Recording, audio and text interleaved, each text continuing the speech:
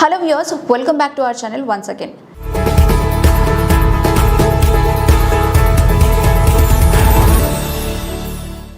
So మొత్తానికి EAMCET exam అయిపోయింది, దాని రిజల్ట్స్ వచ్చాయి, కౌన్సిలింగ్ కూడా స్టార్ట్ అవుతుంది. ఈప్సెట్ కానివ్వండి లేకపోతే జేఈ కానివ్వండి. అది అయిన తర్వాత స్టూడెంట్స్తో పాటు ఆ స్టూడెంట్స్ పేరెంట్స్కి కూడా ఉండే ఫస్ట్ కన్ఫ్యూషన్, అసలు ఏ కాలేజ్ని సెలెక్ట్ చేసుకోవాలి, ఏది బెస్ట్ కాలేజ్ అనేది ఎలా తెలుస్తుంది అనేటువంటి పాయింట్స్ అన్నీ కూడా చాలా మైండ్లో ఉంటాయి. సో బ్లైండ్గా మీరు చదవాలనుకుంటున్న బ్రాంచ్ని సెలెక్ట్ చేసుకొని వెబ్ ఆప్షన్స్ ఇచ్చినప్పుడు ఏదో ఈ కాలేజ్ బాగుంటుంది, ఈ కాలేజ్ హైఫైగా ఉంటుంది అని అలా కాకుండా అసలు ఎలాంటి పాయింట్స్ కన్సిడర్ చేయాలి ఒక ఇంజనీరింగ్ కాలేజ్ని సెలెక్ట్ చేసుకునేటప్పుడు జాయిన్ అయ్యే ముందు అనేది ఈ వీడియోలో మనం క్లియర్గా తెలుసుకుందాము. సో వీడియో స్కిప్ చేయకుండా లాస్ట్ వరకు చూడండి. సో బేసిక్గా మనము ఒక కాలేజ్ని సెలెక్ట్ చేసుకునేటప్పుడు ఫస్ట్ అండ్ ఫార్మోస్ట్ థింగ్ ఏం చూస్తాము, వాళ్ళు ఇచ్చే ప్లేస్మెంట్ సపోర్ట్. సో ఆ పర్టికులర్ కాలేజ్లో ప్లేస్మెంట్ సపోర్ట్ ఖచ్చితంగా ఉంటుంది అని అనగానే జాయిన్ అవ్వాల్సిన అవసరం లేదు. దానికంటే ముందు కూడా కన్సిడరేషన్లోకి తీసుకోవడానికి కొన్ని పాయింట్స్ ఉన్నాయి. సో అందులో ఫస్ట్ది ఏంటంటే, ఇది చెక్ చేయండి వెదర్ ఆ కాలేజ్కి అఫిలియేషన్ ఉందా, అలాగే దాంతోపాటు అక్రిడిటేషన్ కూడా ఉందా లేదా అన్నది చూసుకోండి. ఇది ఎందుకు ఇంపార్టెంట్ అంటే, కాలేజ్కి ఏఐసిటిఈ అప్రూవల్ ఉందా లేదా అనేది ఫస్ట్ మనం కనుక్కోవాల్సి ఉంటుంది. ఆ తర్వాత ఎన్బిఏ లేదా నాక్ అక్రిడిటేషన్లో ఆ కాలేజ్కి ఏ గ్రేడ్ ఉంది అనేది చూడాలి. సో ఆ కాలేజ్కి కనుక ఇన్ కేస్ A+ గ్రేడ్ ఉందనుకోండి, మీరు చెక్ చేస్తున్నప్పుడు ఆ కాలేజ్కి సంబంధించి ఎలాంటి డౌట్ లేకుండా హ్యాపీగా వెళ్ళి అందులో అడ్మిషన్ తీసుకోవచ్చు. ఎందుకంటే A+ లాంటి మంచి గ్రేడ్ ఉన్న కాలేజెస్లో ఎడ్యుకేషన్ క్వాలిటీ అనేది ఖచ్చితంగా బాగుంటుంది. అలాగే అటానమస్ కాలేజెస్ కొన్ని ఉంటాయి కదా, వాటిని ఆప్ట్ చేసుకోవడం కూడా బెస్ట్ ఆప్షన్.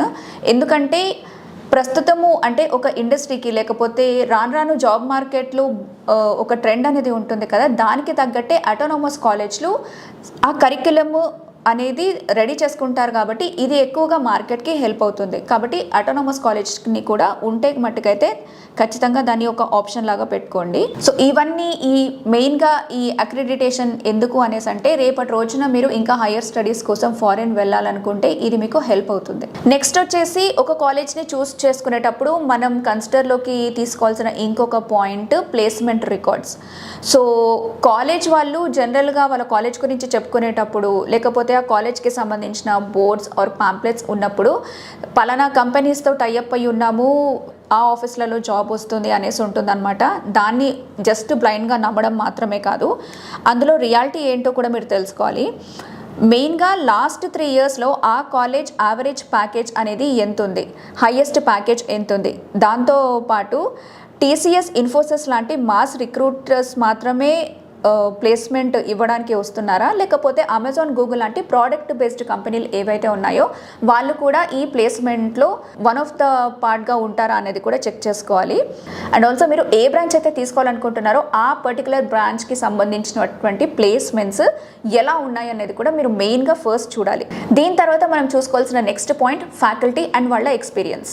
ఎంత మంచి ఇన్ఫ్రాస్ట్రక్చర్ అనేది ఆ కాలేజ్కి ఉన్నా సరే ఫ్యాకల్టీ కరెక్ట్గా ఉంటేనే రేపు పొద్దున మీకు ఆ పర్టికులర్ సబ్జెక్ట్ పైన నాలెడ్జ్ అనేది గెయిన్ అవుతుంది. కాబట్టి కాలేజ్ అఫీషియల్ సైట్స్కి వెళ్ళి ఆ ఫ్యాకల్టీకి సంబంధించిన రికార్డ్స్ మీరు చెక్ చేయండి. అయితే ఫ్యాకల్టీకి సంబంధించి ఎవరున్నారు, వాళ్ళకి ఎక్స్పీరియన్స్ ఎంత ఉంది, ఇది చూడడం అవసరమా అనేసి అంటే ఓన్లీ వన్ థింగ్ నేను ఇక్కడ చెప్పాలనుకుంటున్నాను. వాళ్ళ ఎక్స్పీరియన్స్ అండ్ వాళ్ళ క్రెడిబిలిటీకి సంబంధించే రేపు పొద్దున మీరు ఏదైనా ప్రాక్టికల్ నాలెడ్జ్ గెయిన్ చేయాలనుకుంటే ఆ లెక్చరర్ని బట్టే ఉంటుంది. ఇప్పుడు ఫ్యాకల్టీ గురించి ఇన్ఫర్మేషన్ కొంతవరకు మీరు తెలుసుకున్నారు. దీని తర్వాత ఏం చేయాలి, మీరు డైరెక్ట్గా ఒక కాలేజ్కి వెళ్ళి అక్కడ ఇన్ఫ్రాస్ట్రక్చర్ ఎలా ఉంది, దాంతోపాటు ల్యాబ్స్ ఎలా ఉన్నాయి అని కూడా చెక్ చేసుకోవాల్సి ఉంటుంది. బికాజ్ ఇంజనీరింగ్ అంటే ఏదో బుక్స్లో ఉన్నది చదివేసామా, ఎగ్జామ్స్ రాసేసామా, మార్క్స్ స్కోర్ చేసామా అనేది కాదు. ఒక ప్రాక్టికల్ నాలెడ్జ్ అనేది చాలా చాలా ఇంపార్టెంట్.